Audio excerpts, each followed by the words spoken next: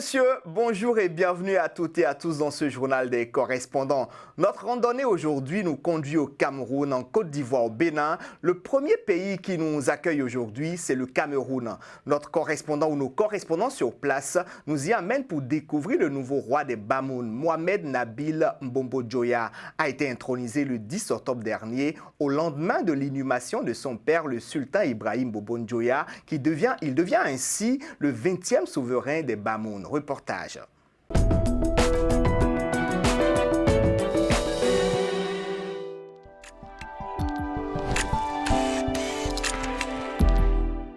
Ibrahim Bobo Djoya, sultan roi des Bamoun,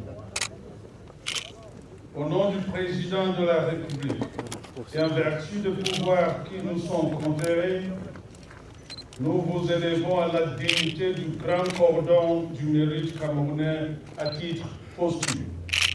Après l'inhumation du père la veille, en présence des hautes autorités du pays et personnalités venues du monde entier, le peuple Bamoun a trouvé un successeur à Ibrahim Bobo Djoya, en la personne de Mohamed Nabil Bobo Djoya. Aîné d'une fratrie de 25 hommes et femmes, à 28 ans, le premier fils de Sa Majesté Djoya décédé prend en charge la destinée du royaume. Le pas altier, malgré la cohue, le jeune prince est imperturbable.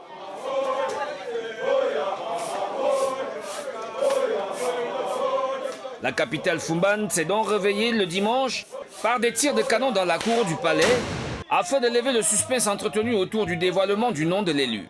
Ministre de la cour, juges, gardes royaux, chacun marque sa présence. La population mobilisée en grand format, échauffée à bloc, exulte lorsque ce jeune roi aux épaules encore frêles fait son entrée dans la cour de la mosquée où son bisaïeul Djoya, 2 siècles plus tôt, engageait le royaume dans l'ère de la modernité.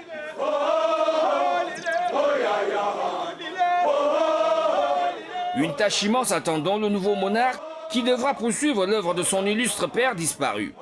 Un chef n'a pas d'âge. Dès qu'il est chef, il est chef. Il n'a ni 5 ans ni 100 ans, il est chef. Vous allez voir, vous allez être étonné. Et en plus, c'est son père qui l'a choisi. Et il ne l'a pas choisi au hasard. Plusieurs chantiers entamés par le père devront également être achevés. Toute cette œuvre, il l'a fait dans un contexte difficile où, par un moment donné, son trône était mis à l'épreuve de la démocratie. Mais maintenant, le jeune qui arrive, c'est un homme moderne. C'est un jeune qui arrive dans un contexte différent, dans un contexte où la démocratie est véritablement installée. C'est une lourde responsabilité pour un jeune qui arrive de pouvoir porter tout cela. Et c'est pour cela que j'en appelle à tout le peuple Bamoun de venir avec ses épaules larges, de soutenir. Mais il a aussi le soutien de ses pairs et de quelques amis du royaume. Il a comblé un vide des 3 frères que nous sommes. Donc nous devions absolument être là pour voir qui va remplacer notre frère. Nous sommes Banso, voilà le chef Banso qui est là, et moi-même qui représente le Fomban. Administrateur civil formé à l'ENAM du Cameroun, Nforinfoum Mohamed Nabil Bobo Djoya a donc tous les moyens pour marquer les esprits comme 20e roi de la dynastie d'Encharé.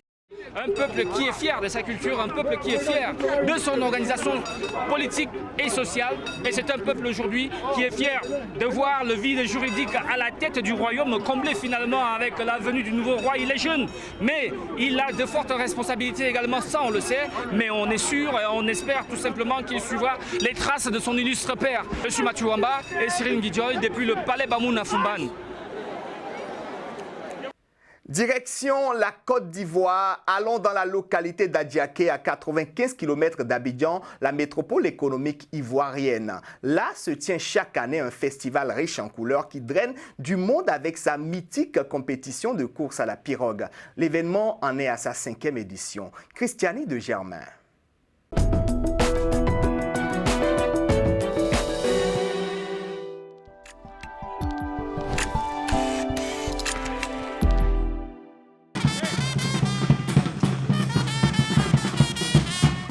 C'est par une ambiance carnavalesque que le LF Festival d'Adiaké a repris après une pause obligée due à la pandémie du coronavirus. Une joie pour tous les 20 000 festivaliers de se retrouver durant ces vacances pour vibrer et découvrir la culture du peuple bétibé.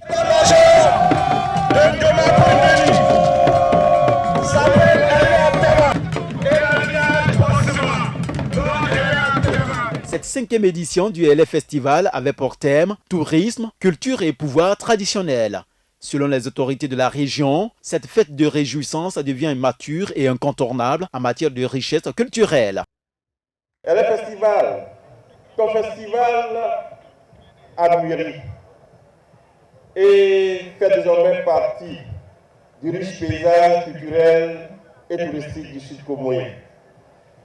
Aux côtés des Abissas de Bassam et de Diapoum, du Poupo Carnaval de Bonois, du Clébé Big Gassini, du Haïti Festival d'Aboisseau, le Sud Comoé, en plus d'être champion de toute catégorie des royaumes, est en passe de devenir le champion des festivals qui compte dans l'agenda touristique en Côte d'Ivoire.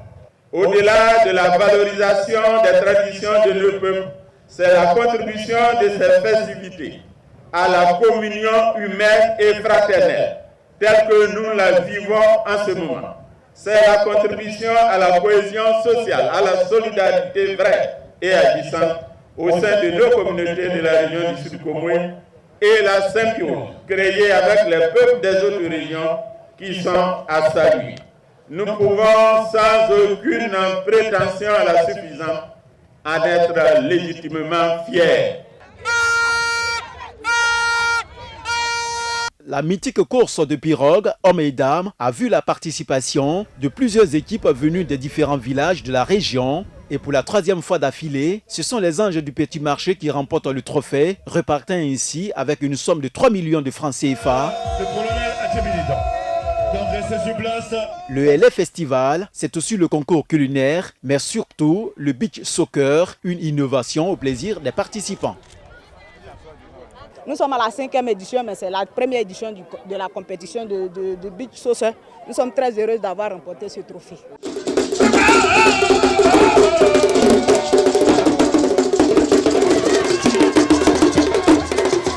Il faut signaler que la culture de la communauté du Grand Ouest de la Côte d'Ivoire a été mise en avant lors de cette célébration du LF Festival afin de mettre en lumière la diversité culturelle de la Côte d'Ivoire. Si l'on fête à Diaké en Côte d'Ivoire, ce n'est pas le cas à Onkihwe, village situé dans la commune de Grand Popo au Bénin. Les populations de cette localité ont constamment les pieds dans l'eau. Une situation due aux catastrophes naturelles et parfois aux travaux de construction d'infrastructures commandés par l'État. Fatiguées, elles appellent au secours. Kevin Sonsi.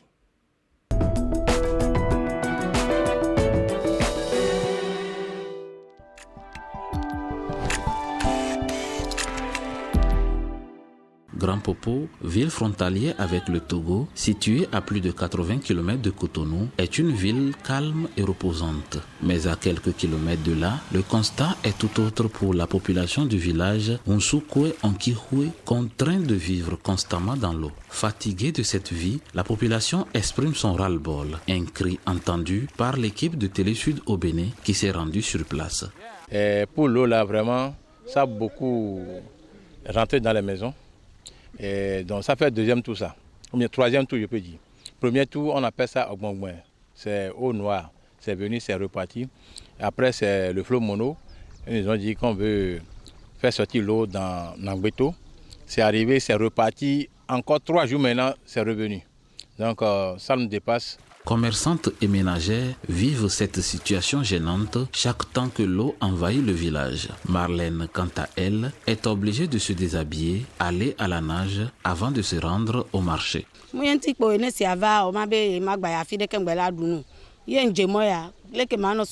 L'inondation nous dérange énormément, mais c'est pas à cause de cela que nous allons abandonner nos activités génératrices de revenus. C'est pour cela que je suis contrainte de me déshabiller, traverser l'eau et me rendre au marché. Le fléau de l'inondation du village est quelquefois attribué au fleuve Mono qui déborde souvent et empêchant surtout les enfants de se rendre à l'école chaque matin dans les bonnes conditions.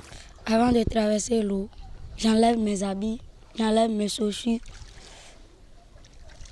Et après, je les reporte et j'allais à l'école.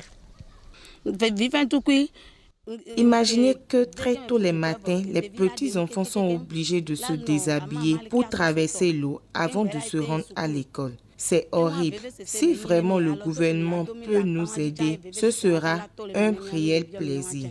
Laissés pour compte et espérant que leur appel sera entendu, la population de Onkihwe continue de vivre dans l'eau, à la merci des microbes et des espèces nuisibles que l'eau contient.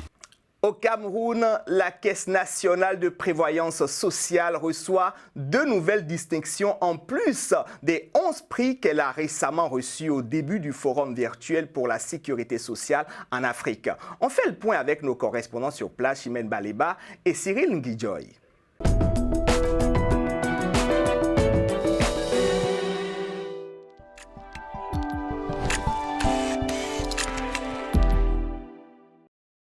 La CNPS Cameroun brille par son respect des normes qui régissent le domaine de la sécurité sociale en Afrique.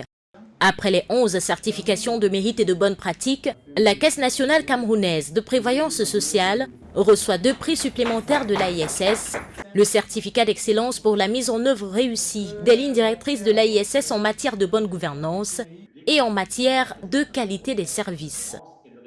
Les lignes directrices de l'AISS, comme le nom l'indique, c'est des normes, des principes, des règles, dans le moindre détail, qui doivent régir une caisse de sécurité sociale. Chacune des lignes directrices, c'est au moins 50 règles à respecter. Une cinquantaine, donc chacune des règles, chacun des principes doit être respecté à la lettre. Et cela est soumis à l'AISS et évalué par des experts indépendants et par les pairs. Pour nous, c'est la meilleure reconnaissance qui existe. Il n'y en a pas d'autre. Il n'y a rien au-dessus, tout en ce qui concerne la sécurité sociale. Une fois, félicitations à notre ami directeur général de la caisse de sécurité sociale. Le Forum de l'AISS pour l'Afrique est une plateforme unique qui réunit les professionnels du secteur afin d'échanger sur les stratégies pouvant répondre aux besoins de la sécurité sociale sur le continent.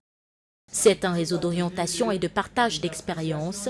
Servir de modèle en termes de protection sociale, c'est l'une des visées de la CNPS Cameroun qui ambitionne remporter la totalité des distinctions dont la majorité les lignes directrices de l'AISS, organisme international qui a pour mission de veiller sur les différentes politiques de sécurité sociale. Pour finir ce journal des correspondants, je vous propose de retourner en Côte d'Ivoire pour aller à la rencontre des pêcheurs et vendeurs de poissons de Abobo-Doumé à Abidjan. Christiani de Germain, notre correspondant, nous y amène pour nous montrer leur univers.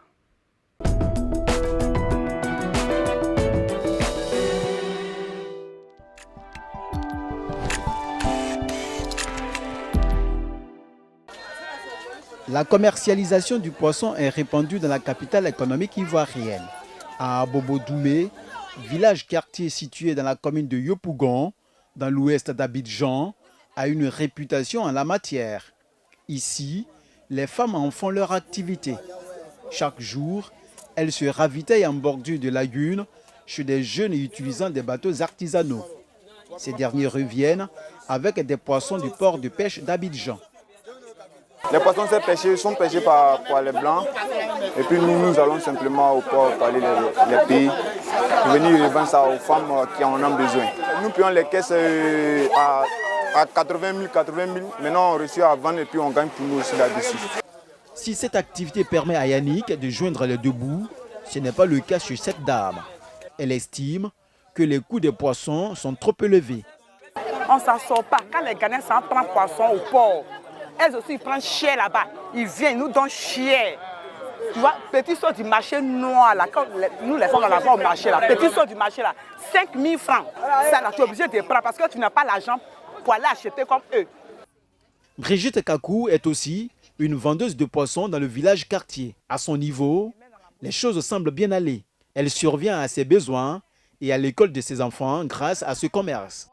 Si c'est un tas qui est 3 à 5 000 qui est pour toi, tu finis de vendre, tu prends tes 5 000, tu fais les dépenses. Tu peux gagner de 2 000 ou 3 000 qui est pour toi comme bénéfice. Quand les parents m'appellent du village, qu'ils me disent ah j'ai besoin d'argent, que je vois qu'il y a un peu derrière ma main, je les envoie. Ça m'aide beaucoup. Pour professionnaliser ce secteur, le pont de débarquement aménagé de Lokodro, toujours dans l'ouest d'Abidjan, a été construit, financé par la Fondation Mohamed VI et l'État de Côte d'Ivoire à hauteur de 2,6 milliards de francs CFA. L'objectif de la construction de cette infrastructure inaugurée en novembre 2017 est d'augmenter les ressources halieutiques de la Côte d'Ivoire. Malheureusement, ce débarcadère fonctionne jusqu'à 20% pour plusieurs raisons. On a compris que la population de Boudmé ne voulait pas que les femmes viennent ici. Parce que quoi? Parce que eux, en haut d'Aboudmé, c'est qui paient les taxes. Tout ce qui est activité de pêche, que ce soit les marailleuses, tous les frigos, tout ce qui est étal, tout ce qui est choses, ils engagent au moins 5 à 10 millions par mois. Donc, vous voyez cette activité, donc ils se sont opposés à l'activité, au fait que les femmes viennent ici. Donc, vous voyez cette situation, on a d'abord négocié, ça n'a pas marché. On a appelé la police maritime pour que les pêcheurs viennent ici. Il y a eu des problèmes. Donc, nous, on a dit, bon, OK, qu'on confie l'affaire au niveau du préfet. Si une solution est trouvée à ce problème, environ 5000 personnes bénéficieront des avantages fournis par le débarcadère, dont 2400 marins pêcheurs et 1600 mareyeuses pour une production annuelle de 20 000 tonnes de poissons supplémentaires pour le marché abidjanais. C'est tout pour ce journal des correspondants. J'espère que vous avez passé un agréable moment en notre compagnie. Merci de nous avoir suivis. En attendant de nous retrouver la semaine prochaine, restez fidèles au programme de Télé Sud. Au revoir.